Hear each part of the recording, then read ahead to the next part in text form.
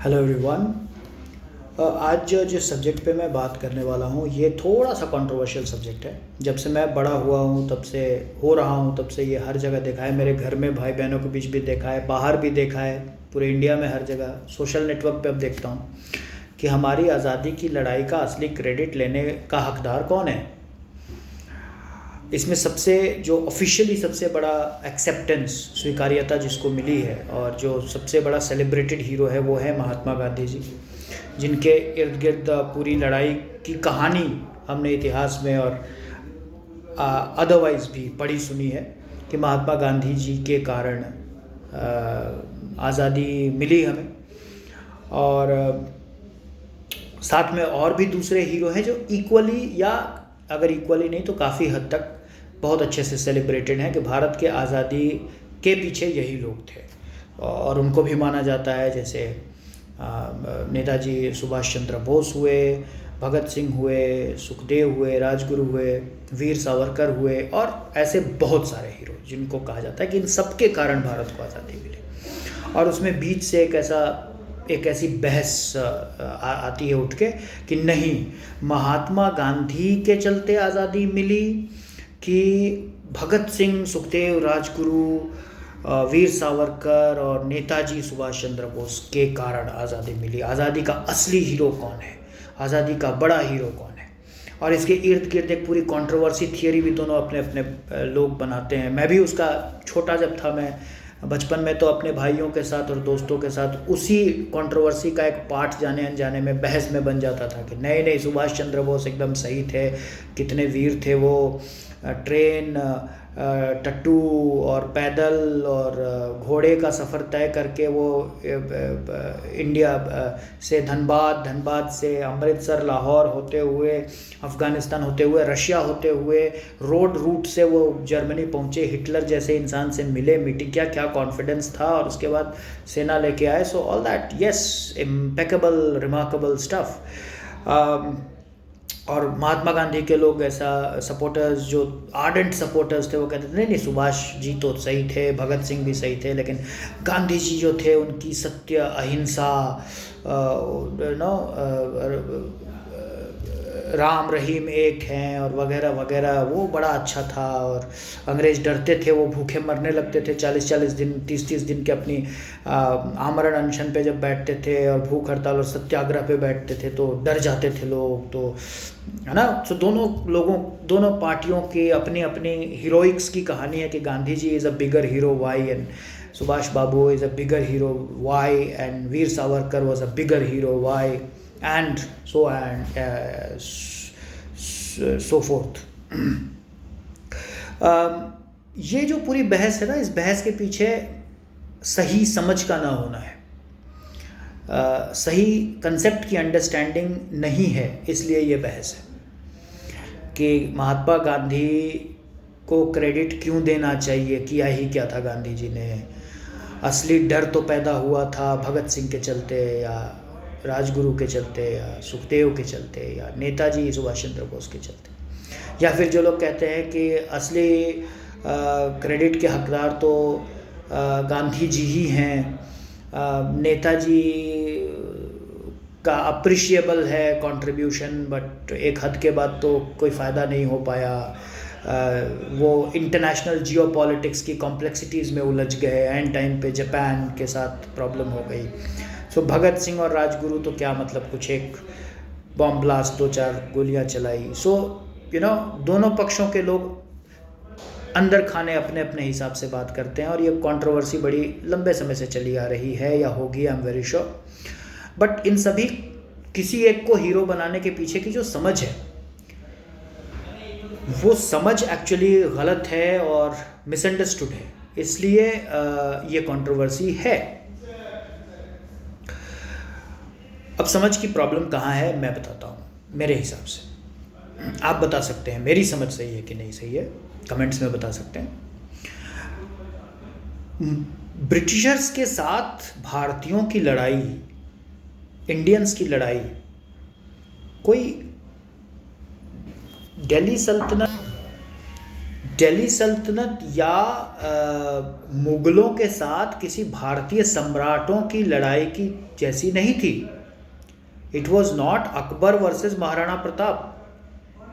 It was not like Shivaji Maharaj versus Mughals. ये Prithviraj Chauhan versus Afghanistan का सुल्तान, राज्य के लिए लड़ाई, कौन राजा ज़्यादा वीर है, किस राज्य को अपने राज्य में मिला लेना है की लड़ाई, ये वो लड़ाई नहीं थी। ये this is the basic that one has to understand. Britishers के साथ भारतीय स्वतंत्रता संग्राम एक लड़ाई थी, but it was not a war or a battle which can be or could be in any way equated to any previous war or battle that was fought between a sultan and an Indian king or a सम्राट। ये same चीज नहीं था। Britishers completely different मकसद से India में थे। वो शासन करने के लिए नहीं थे। उनके यहाँ इंडस्ट्रियल रिवॉल्यूशन हुआ था, मशीनें बनी थी, साइंटिफिक डेवलपमेंट हो रही थी, कारखाने चल रहे थे, उसके लिए उनको कच्चा माल चाहिए था। यूरोप की पुरानी एक एक्सप्लोरेटिव मेथडोलॉजी थी जहाँ पे great Britain, Spain, Italy, France, सभी कंट्रीज़ के नाविक सिल्क खोजने, कॉटन खोजने, मसाले खोजने के लिए अपने अपने जहाज़ों को लेके, मर्चेंट व्यापारी जहाज़ों और अपनी छोटी छोटी सेना के टुकड़ियों को लेकर अपने अपने राजा रानियों के तरफ से परमिशन और कुछ फंड अगर मिलता था तो फंड को लेकर, साथ में इक्के दुक्के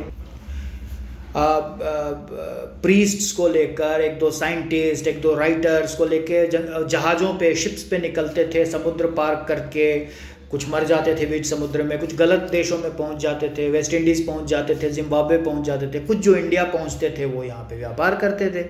फिर जो ज़्यादा शक्तिशाली मिले, जिन्होंने व्यापार में ज़्यादा अच्छा साठगांठ बनाए, साउथ में, ईस्ट में, नॉर्थ में बेटर इंफ्रास्ट्रक्चर क्रिएट कर पाए इंपोर्ट एक्सपोर्ट का, लोकल सेठों के साथ, लोकल नवाबों के साथ, लोकल राजाओं के साथ अच्छे रिश्ते और एग्रीमेंट्स कर पाए, वो एक्सपैंड कर पाए। जो नहीं कर पाए वो पोर्टुगीज़ की तरह सिर्फ और सिर्फ गोवा जैसी जगह पे लिमिटेड हो गए, दमन दीव जैसी जगहों पे लिमिटेड हो गए। बट ब्रिटिशर्स ने ज़्यादा स्मार्टली काम किया, because among all the Europeans Britishers are actually the most intellectually sound politicians और individuals in general. So British का बेसिक पर्पस था व्यापार, बिजनेस, और इस व्यापार और बिजनेस के लिए वो ईस्ट इंडिया कंपनी के तौर पे इंडिया में आए। और जो 1856-1857 की जो पहली उनके खिलाफ जो संघर्ष हुआ, उसके बाद उनके व्यापारिक, ये जो उनका ट्रेड टूर था, व्यापारिक सफ़र था, मुसाफरी थी उनकी जो, उसको एक पॉलिटिकल अम्ब्रेला या स्ट्रक्चर मिल गया और अब queen of the great Britain के अंदर आ गया इंडिया। करना तो व्यापारी था। अब उनको even better structure, better support, better arms and ammunitions, better in principle approvals, political patronage, maritime routes पे सपोर्ट, रक्षा, पैसा, फंड, सब कुछ मिलने लग गया। सो बेसिक पर्पस यही था कि राज्य फैल रहा है, पूरब से लेकर पश्चिम तक सूरज कभी नहीं डूबता। लेकिन असली पर्पस तो यही था कि व्यापार हो, इसलिए उन्होंने ट्रेन लाइंस बिछाए, उन्होंने सारी व्यवस्थाएं खड़ी की इंडिया में, और इंडियंस को अपने लायक बनाया, अपनी भाषा सिखा के। ठीक है, हमसे कम लिया, हमको दिया ज़्यादा, लेकिन वो देने वाला नहीं दिया, हमको बनाया वैसा सो दैट हम उनके काबिल बन के उनके काम में कंट्रीब्यूट कर पाएँ, उनको हम असिस्ट कर पाएँ, वो हमको लीड करें, हम उनको असिस्ट करें। सो समझने वाली बात यह है कि ब्रिटिशर्स के साथ स्वतंत्रता की हमारी लड़ाई, फ्रीडम का हमारा स्ट्रगल किसी मुगल या दिल्ली सुल्तनत के सुल्तान के साथ किसी भारतीय राजा या सम्राट या नवाब के लड़ाई के तरह नहीं था, दूर दूर तक नहीं था। और इसलिए एक कंप्लीट अलग थॉट के साथ भारत को एज अ वन लड़ना था। आप अगर ख्याल करेंगे तो भारत हमेशा से भारत भूमि थी, लेकिन भारत एक कभी नहीं था। हर एरिया, हर जोन के अपने अपने राजा, महाराजा, सम्राट, नवाब अलग अलग थे। मुगलों से भी पहले वही हालत थी, सम्राट अशोक के समय भी वही हालत थी, गुप्त के समय भी वही हालत थी, और मुगल थे तब भी ऐसी ही हालत थी। ऐसा नहीं था कि मुगल कश्मीर से लेकर पूरे केरला तक मुगल ही मुगल थे, बिल्कुल नहीं थे। ठीक है, बहुत कुछ था और हर जगह अलग अलग थे। कहीं नवाब थे, कहीं मुगल थे, कहीं उनसे टूटे हुए कोई तीसरे थे, कहीं हिंदू राजाओं का भी वर्चस्व था, कहीं राजपूत क्षत्रिय राजाओं का भी वर्चस्व था, कहीं कॉन्फ्लिक्ट जोन था, कहीं क्लियर जोन था। So it was never, India एक था लेकिन कभी भी पॉलिटिकली एक था नहीं। और पूरे इंडिया को या इंडियन सब कॉन्टिनेंट को, भारतीय उपमहाद्वीप को एक चीज हमेशा बांधती थी, वो था धर्म। एंड धर्म के साथ साथ, धर्म में जब बोलता हूं वो बोलता हूं हिंदू धर्म, बेसिकली सनातन धर्म। वो धर्म और पूजा पद्धति हमको एक जैसा बनाती थी। The only uniformity bringing factor that India and Indian subcontinent probably had was Sanatan Dharma and the religion Hinduism। and Hindu होने के नाते या सनातन धर्म का फॉलोअर होने के नाते जो लाइफ स्टाइल और थॉट प्रोसेस, विचारधारा जो होती है सामाजिक तौर पे, वो आज भी इंडियन सब कॉन्टिनेंट को वही बांधती है। प्रेम, भाईचारा, करुणा, ममता, विश्वास, किसी अज्ञात शक्ति पे विश्वास, स्वयं पे विश्वास, ज्ञान पे विश्वास, ज्ञान बढ़ाने की भूख, ज्ञान धन से बड़ा है ये सोच, मनुष्य का जीवन और संसार की जो आर्टिफिशियल वर्ल्डली चीज़ें हैं, वस्तुएं हैं, वो एक दिन ख़त्म हो जानी हैं, अच्छे कर्म ही याद रहेंगे, और इस माया मोह से ऊपर भी कुछ होता है। ये जो थॉट्स जो सिर्फ और सिर्फ इंडियन सब कॉन्टिनेंट में ही प्रोमिनेंटली पाए जाते हैं, और ये लार्जली हिंदू इन्फ्लुएंस है, जो कि सिखिज़म को भी इन्फ्लुएंस करता है, बुद्धिज़्म को भी इन्फ्लुएंस करता है, जैनिज़्म को भी इन्फ्लुएंस करता है, और इंडियन मुस्लिम्स को भी, इंडियनिज़्म जिसको कहते हैं वो हिंदुइज़्म या सनातनिज़्म कह सकते हैं। इंडियन मुस्लिम्स भी बेटर अगर है पाकिस्तानी मुस्लिम से या अफ़गानी मुस्लिम से या सऊदी से, तो इसी कारण से हैं क्योंकि वो Indian influence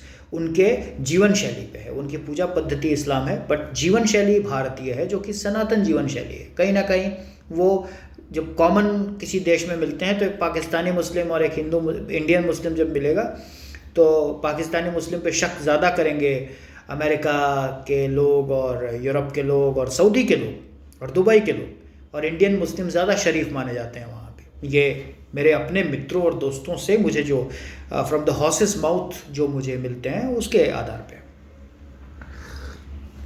so the fact is कि इंडिया हमेशा से सांस्कृतिक, सामाजिक तौर तरीकों और धार्मिक पद्धतियों के हिसाब से एक था, लेकिन कभी भी प्रैक्टिकली, व्यवहारिक तौर पे, सांसारिक तौर पे एक नहीं था। India was vastly fragmented society हमेशा, और मैंने तो अपनी आँख, अभी भी हम देखते हैं इट्स अ फ्रैगमेंटेड सोसाइटी। और धर्म के नाम पे अगर आप अंग्रेज़ों के खिलाफ पूरे देश को एक कर देते तो उससे कोई फ़ायदा नहीं होने वाला था। अंग्रेज़, British India, the queen of the great Britain versus Hindus cannot, has no meaning, absolutely no meaning, you know। नहीं हो सकता था कि viceroy's army and queen's army versus Hindus versus Sanatan, no, nothing, it doesn't work out, okay, नहीं हो सकता। So India जिसमें Indians होते और हिंदू भी होते, सांसारिक तौर पे एक करना, उनको सामाजिक तौर पे एक करना, सांस्कृतिक तौर पे नहीं, धर्म पद्धति के हिसाब से नहीं, जीवन शैली के हिसाब से नहीं, सोच के हिसाब से नहीं, व्यवहारिकता के हिसाब से एक मंच पे सबको लाना, ये लड़ाई की पहली इम्पॉर्टेंट एस्पेक्ट थी। और उसके लिए एक विचार के या एक सिद्धांतों के फ्रेमवर्क की ज़रूरत थी, एक ढांचे की ज़रूरत थी, एक खांचे की ज़रूरत थी कि कैसे भारत में रहने वाले आदिवासी, हिंदू, बुद्धिस्ट, जैन, मुस्लिम, महाराष्ट्रियन, गुजराती, पारसी, बिहारी, पंजाबी, सिख, तमिल, तेलुगु, कन्नडिगा, मलयाली, उड़िया, बंगाली, अनपढ़, शिक्षित, महिला, पुरुष, काले, गोरे, ब्राह्मण, शूद्र, क्षत्रिय, वो कौन सी बात है जो भारत में रहने वाले ये सभी लोग लिखित तौर पे दे दिया जाए तो कम से कम इतने पे तो सहमत होके एक साथ खड़े हो जाएंगे। वो कौन सी चीज थी? वो चीज थी सत्य, अहिंसा, सेवा, सत्याग्रह, सत्य का आग्रह। और इसके इर्द गिर्द एक पूरी व्यवस्था तैयार की गई, क्योंकि आपको किसी मुगल एम्परर के खिलाफ नहीं लड़ना था, आपको ब्रिटिश इंडिया या ब्रिटिश एम्पायर के बिजनेस इंटरेस्ट के खिलाफ लड़ना था, जिसके लिए ज़रूरी था कि पहले आप एक हों। और आप एक हो नहीं सकते क्योंकि आप लाखों साल से एक नहीं हुए हो कभी, सांसारिक तौर पे, व्यवहारिक तौर पे। आप सामाजिक, आध्यात्मिक, सांस्कृतिक तौर पे एक हो गए हो, हमेशा से रहे हो। पूर्व उत्तर के नारायण दक्षिण में पद्मनाभ हो जाते हैं और वो एक ही है, बालाजी हो जाते हैं, वो एक ही है। लेकिन मजाक नॉर्थ वाले साउथ का उड़ाते हैं, साउथ वाले नॉर्थ का उड़ाते हैं, आज भी वही हालत है, ठीक है। बट बीइंग इंडियन, ये पहली बार ऐसी ज़रूरत फील हुई थी कि भारतीय होना ये महसूस किया जाए, हिंदू होना नहीं, मुस्लिम होना नहीं। और इसके लिए कुछ 4-5-6 पॉइंट्स या एजेंडाज ऐसे चाहिए थे जिस पे सभी लोग सहमत होकर एक मंच पे हर बार बार आ जाए। ये महात्मा गांधी ने किया। अब ये सोच के किया कि उनको सही लगा, कर दिया, और ये सोच सही साबित हो गई, कुछ भी हो सकता है। इट वॉज डेलिबरेट और it turned out to be a success, but it happened, and it happened from Mahatma Gandhi ji. So पहली चीज कि एक मुगल की तरह कोई बर्बर क्रूर शासक के खिलाफ तलवार लेकर लड़ने की बात नहीं थी। यहाँ पे किसी के बिजनेस इंटरेस्ट को के सामने डटकर एज अ देश खड़ा होने की बात थी और उसके साथ संघर्ष करने की बात थी, सो दैट उसको यहाँ पे व्यापार करने में मज़ा आना बंद हो जाए, उसको यहाँ पे व्यापार करने में तकलीफ़ें आनी शुरू हों, उसको जितना व्यापार से मुनाफा ना हो उतना यहाँ की चीज़ों को हैंडल करने में समय और पैसे और संसाधन, रिसोर्सेज का नुकसान होने लग जाए। इस हद तक संगठन या देश को संयुक्त और एक करना है कि व्यापार में हो रहे मुनाफे से ज़्यादा जा रही लागत हो जाए। और उसकी पहली कड़ी थी कि एक कॉमन ग्राउंड तलाशना, जो कि गांधी जी ने जाने अनजाने में दिया, जो सत्य, अहिंसा, करुणा, प्रेम, एकता, अकबर, अल्लाह, राम, रहीम, तेरो नाम, सबको सन्मति दे भगवान, ये उसके आगे की कड़ियाँ थी वो सारी, ठीक, ईश्वर, अल्लाह, तेरो नाम। सो आगे की कड़ियाँ थी, उसी चीज़ को रीइंफोर्स करना गाने के थ्रू, कविता के थ्रू, मार्चेस के थ्रू, भाषण के थ्रू, लेखनी के थ्रू, कविता के थ्रू, ठीक है, रिप्रेजेंटेशन फोटोग्राफी के थ्रू। इस बाजू मुस्लिम नेता खड़े हैं, उस बाजू हिंदू नेता खड़े हैं, उस बाजू पारसी भी 2 खड़े हैं। सो इस चीज़ को रिपीट करना, जनमानस, आम जनता देखेगी न्यूज़पेपर में, पोस्टर में, सामने, तो कहेगी कि नहीं ये सभी सत्य अहिंसा वाले लोग हैं भारतीय, you know. So that was one unifying, he unified, ठीक है। अब अगली चीज जो थी वो थी देखो ब्रिटेन को कोई मजा नहीं आएगा इंडिया में, इंग्लैंड को इंडिया में कोई मजा नहीं आएगा। देखो आज़ादी की लड़ाई ना, कोई एक महात्मा गांधी जी और सुभाष चंद्र बोस, नेताजी और भगत सिंह, सुखदेव, राजगुरु, सिर्फ इतना ही नहीं था। ग्रेट ब्रिटेन जब एक इंटरनेशनल ग्लोबल पावर हो चुका था और पूरी दुनिया पे उसका शासन था, पूर्व से लेकर पश्चिम तक, सूरज डूबता ही नहीं था उसके यहाँ, और सुपर पावर्स इधर हो रखे थे, जापान और जर्मनी इंजीनियरिंग पावर हाउस हो चुका था, और अमेरिका सुपर पावर होने की कगार पे खड़ा था, और रशिया कगार पे खड़ा था। उस वक्त सिर्फ इंडिया के रहने वाले लोगों की मेहनत से इंडिया आज़ाद हो गया ऐसा भी नहीं है, क्योंकि ब्रिटेन की जो अपना देश था, अपना होमलैंड था उनका, यूके, ग्रेट ब्रिटेन, इंग्लैंड, ठीक है, वहाँ वो तो उनको बचा के रखना ही था। और वो जब इंटरनेशनल पावर हो चुके थे और उनके सामने और दूसरे अंतर्राष्ट्रीय पावर, अंतर्राष्ट्रीय शक्तियाँ खड़ी थी, सो नेचुरल है कि बात सिर्फ इंडिया की या नेपाल की या ऑस्ट्रेलिया की या न्यूजीलैंड की नहीं बची थी। फिर ये जियोपॉलिटिक्स था, वहाँ पे इंटरनेशनल चीज़ें भी प्ले कर रही थी, अंतर्राष्ट्रीय जो घटना चक्र थे, नफ़े नुकसान थे, वर्ल्ड वॉर था उसके नफ़े नुकसान थे, वो भी कारण, वो बहुत बड़े कारण थे कि अल्टीमेट दुनिया पे कब्जा करके व्यापार करते रहने में अब फ़ायदा ज़्यादा है या नुकसान ज़्यादा है। So world war 1, world war 2 के बाद हर कोई आकलन, हर कोई एनालिसिस कर रहा था कि अब इतनी बड़ी टेरिटरी पर पॉलिटिकल कब्जा करके बिजनेस करने में, व्यापार करने में नफ़ा ज़्यादा हो रहा है कि नुकसान ज़्यादा हो रहा है, राइट। और जब ROI घटते जाता है तो फिर ऐसे बिजनेस का कोई फ़ायदा नहीं। जब रिटर्न ऑन इन्वेस्टमेंट कम से कम होते जाए और समय और संसाधनों का इन्वेस्टमेंट और निवेश ज़्यादा से ज़्यादा बढ़ते जाए, तो इंग्लैंड जैसा छोटा देश या कोई बड़ा देश भी ऐसे व्यापार को क्यों करेगा? कोई क्यों नहीं करेगा, बिल्कुल नहीं करेगा। सो उसी पूरी कड़ी का एक हिस्सा था। आप देखो गांधी जी के आंदोलन ना हमेशा गजब टाइप के होते थे, और वो आंदोलन हम ऐसे पढ़ के, हिस्ट्री पढ़ के और कहते चलो, उसके बाद राम का भजन गाते थे बापू।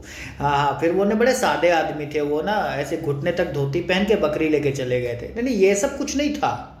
असली चीज़ ये सब तारीफ की नहीं है, समझने वाली चीज़ ये है कि जब उन्होंने कहा कि हमारा नमक खाओ, तो इन्होंने कहा कि खुद का नमक बनाओ। यानी आप अंग्रेज़ों के बेचे जाने वाले नमक को खरीदने की मात्रा को इस अपने आंदोलन से कुछ हद तक तो कम कर दोगे। जब कम करोगे तो उन्होंने जो प्रोडक्शन करने का प्लानिंग किया है या जो प्रोडक्शन कर रखा है, वो प्रोडक्शन खपेगा नहीं मार्केट में, बिकेगा नहीं मार्केट में, तो जो इन्वेस्टमेंट हुआ है उस पर रिटर्न या प्रॉफिट्स उतने नहीं आएंगे जितने प्रोजेक्टेड थे या जितने एक्सपेक्टेड थे।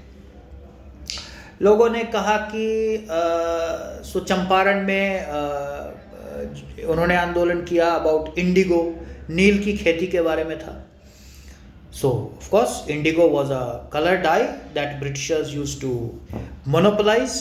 हमारे यहाँ से इंडिगो ले जाते थे, उसका डाई बनाते थे, उससे कपड़ों की कलरिंग होती थी और उससे वो बहुत कमाते थे। अब आप मान लो जहाँ से उन्होंने भरोसा करके रखा है, सपना देखकर रात को सोए हैं ब्रिटेन वाले कि कल उठेंगे, एग्जाम्पल दे रहा हूँ, कल उठेंगे 5 किलो नील चंपारण के खेतों से उठाएंगे, XYZ ट्रेन पे धनबाद से चढ़ाएंगे, कलकत्ता पहुँचेगा, कलकत्ता में जहाज़ खड़ी है, उस पर 5 किलो नील चढ़ा देंगे, जहाज़ लेके वो लंदन पहुंचा देगी, इसमें 100 रुपये खर्च होंगे।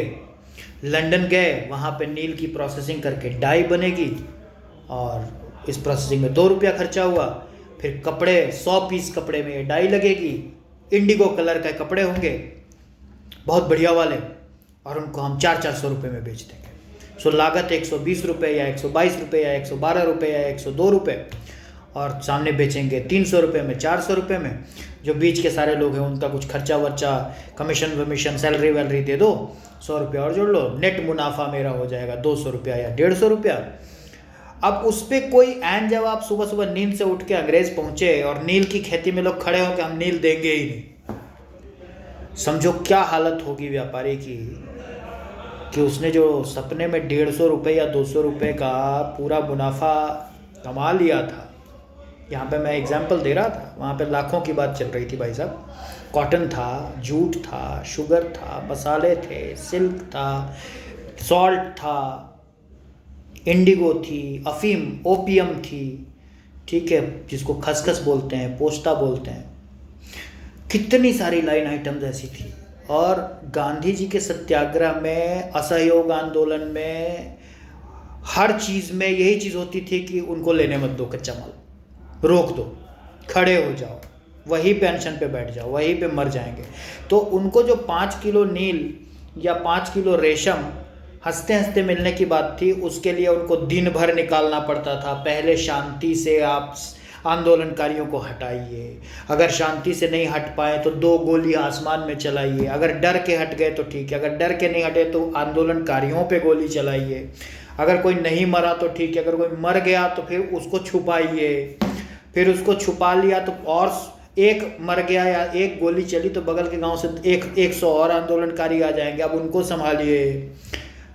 पूरा दिन निकल गया। जो काम था कि जाएंगे 15 मिनट में नील उठाएंगे, ट्रक पे भरेंगे, ले जाएंगे, दिन निकल गया। 4-5 गोली का खर्चा भी आ गया उसमें। जो दो लोग जाके ले आते, वो 2 लोगों के साथ 5-10 पुलिस वाले, 6-7 आर्मी वाले भी जाने पड़ गए, 2 अफसरों को भी जाना पड़ा सिचुएशन कंट्रोल करने में। पूरी मशीनरी 5 किलो नील के पीछे पड़ गई, जो 2 लोगों का काम था।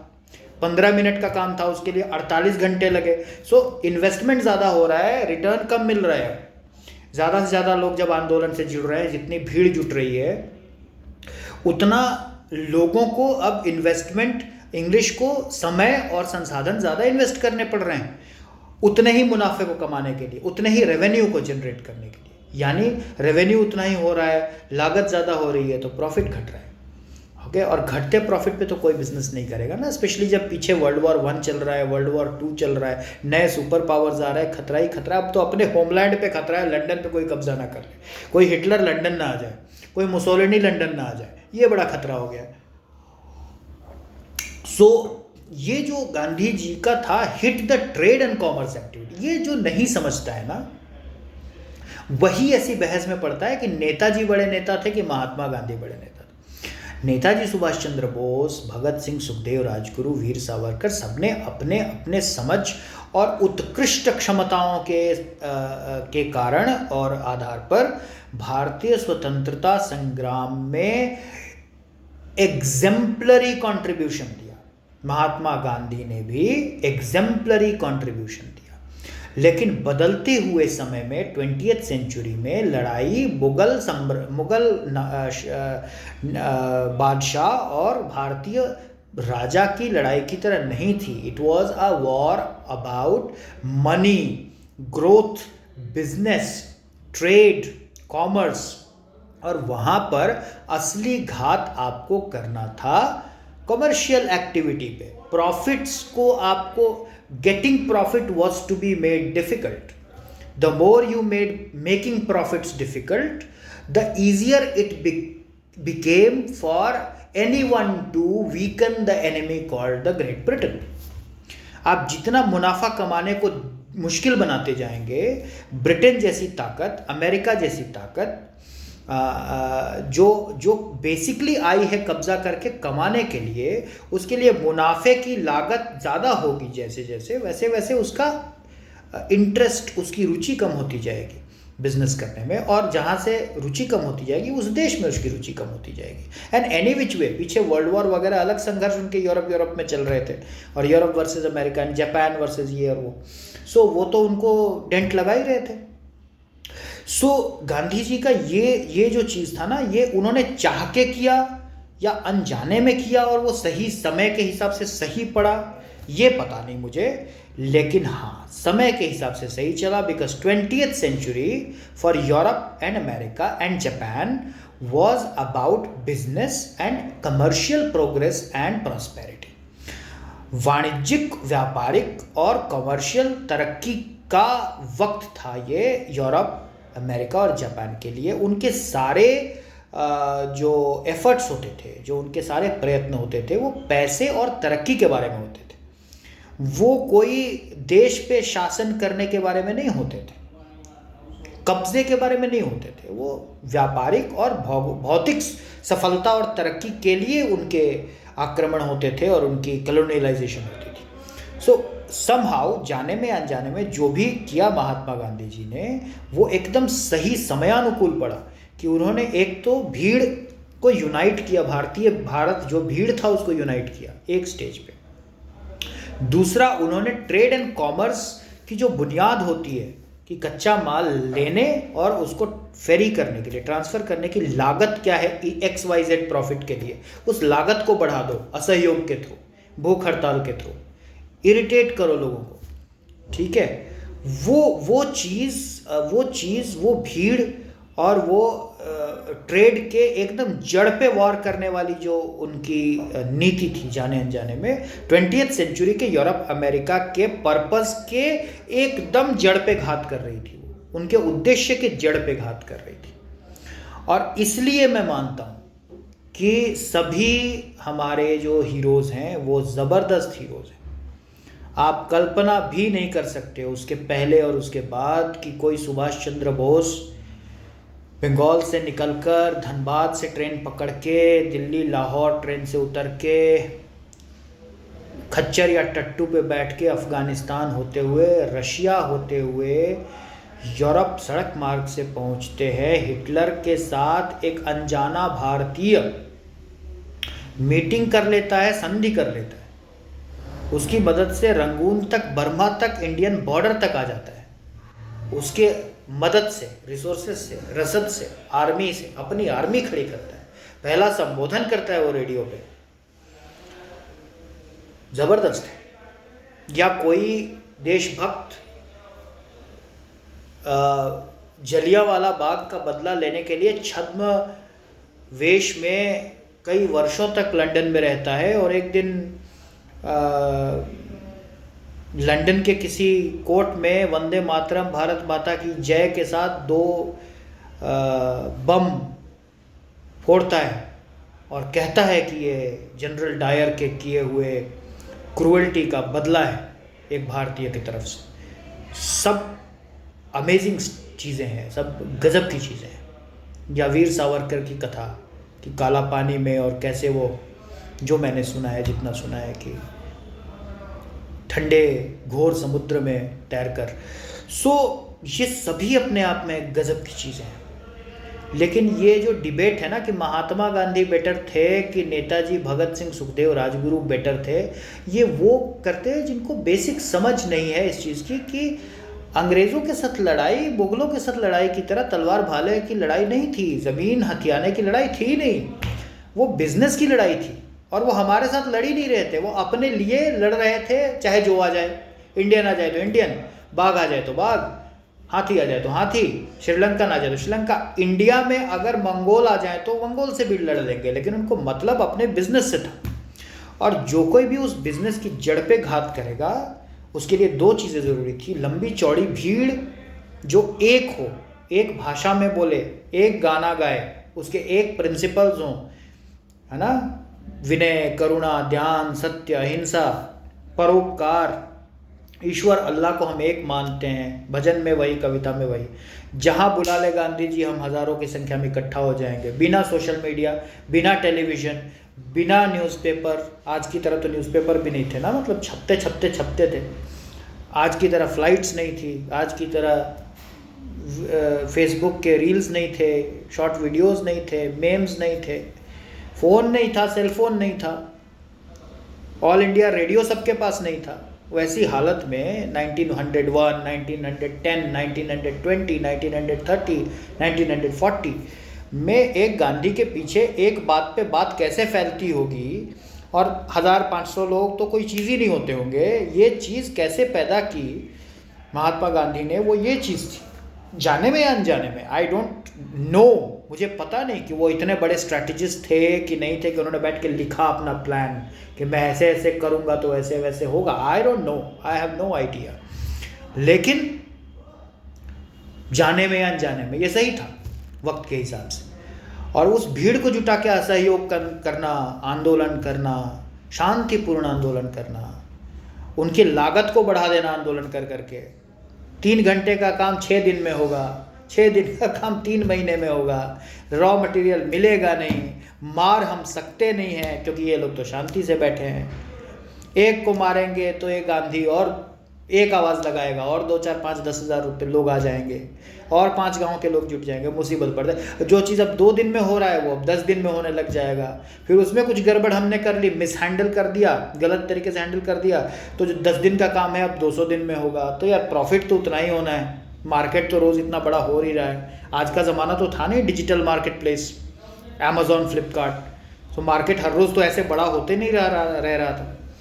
सो प्रॉफिट तो उतना ही आना है, लागत यहाँ बढ़ते जा रही है गांधी और उसकी भीड़ के चक्कर में। सो ये जो चीज़ थी ना, ये काम आई। और महात्मा गांधी मेरे ख्याल से धार्मिक महापुरुषों को छोड़ दिया जाए या हमारे भगवान तुल्य राजाओं महाराजाओं की कथाओं को छोड़ दिया जाए कि एक समय में प्रजापालक महाराज ये होते थे या भगवान के अवतार ये एक ऐसे थे, या कोई बहुत बड़े संत या महात्मा को छोड़ दिया जाए, या अमुक भारत के XYZ पूरब में एक ये सम्राट गजब के थे, पश्चिम में एक ये सम्राट गजब के थे, तमिलनाडु केरला में एक ये राजा गजब के थे। ऐसे जोन वाइज कुछ एक लोगों को छोड़ दिया जाए जो अपने अपने जोन्स में पॉपुलर थे। मुझे मेरी जानकारी में भारत में भगवान, कुछ संत महात्मा ऋषि मुनि और कुछ ऐसे एरिया वाइज राजाओं के अलावा कोई ऐसी पर्सनालिटी गांधी जी के पहले तो नहीं हुई थी जिसको भारत के कोने कोने के लोग सुनते थे, देखना चाहते थे, सहमत होते थे जिससे, जिसके साथ उठते बैठते थे, जिसकी बातें मानते थे। सो ऑफ कोर्स उनकी थॉट, उनकी बात, उनके प्लान, अगर प्लान बनाया था तो, अगर नहीं बनाया था अनजाने में ये सब हो रहा था तो भी अच्छी बात है, कोई प्रॉब्लम नहीं है। उनके प्लान और उनकी बातों से सहमत होते थे। From Kashmir to Kerala, from north east Assam to Gujarat and to Arabian sea. So I think he was so that's what I think and that's why I feel कि महात्मा गांधी शायद पहले ऐसे व्यक्ति थे जिनको पैन इंडिया एक्सेप्टेंस, जिनके विचारों को, लेखनी को, बोली हुई चीज़ों को पैन इंडिया स्वीकार्यता मिली और इतनी बड़ी फैन फॉलोइंग हुई। So I feel that it is right when we say that Mahatma Gandhi is true father of the nation and उनका contribution is huge to Indian independence. बहस तो हो ही नहीं सकती भाई साहब कि नेताजी बड़े थे कि भगत सिंह बड़े थे कि महात्मा गांधी बड़े थे। अप्रोप्रिएटनेस पे बात हो सकती है कि वक्त की अनुकूलता के हिसाब से किसका वार ज़्यादा कारीगर साबित हुआ। वार सब ने सही किया था अपने हिसाब से, सब अपनी ही सोच रहे थे, सब भारत की ही सोच रहे थे, सब अपने अपने हिसाब से अपने अपने भारत के बारे में ही सोच रहे थे। लेकिन कौन सा वार ज़्यादा कारीगर हुआ ये समझने के लिए ही इस वीडियो में मैंने ये बताया कि इसके पीछे की समझ को समझना ज़रूरी है। जहाँ पर महात्मा गांधी का वार या उनके बोले गई बातें या उनकी सोची गई वस्तुएं सबसे कारीगर साबित हुई क्योंकि उन्होंने व्यापारिक गतिविधि और व्यापारिक उद्देश्यों के जड़ पर वार किया। Small things that matter, this was one small thing जो बचपन से मुझे इंट्रीग करती थी and I thought that this is it matters to all of us कि महात्मा गांधी जी ज़्यादा बड़े थे या नेताजी सबसे बड़े थे। बट यस, महात्मा गांधी जी की जो प्लान थी या जो उनका तरीका था वो उस वक्त के हिसाब से ज़्यादा अप्रोप्रिएट साबित हुआ in conjunction with all other heroes and in conjunction with the international geopolitical environment. Thank you very much. We'll see you in next video. So like and subscribe if you like the content. Thank you.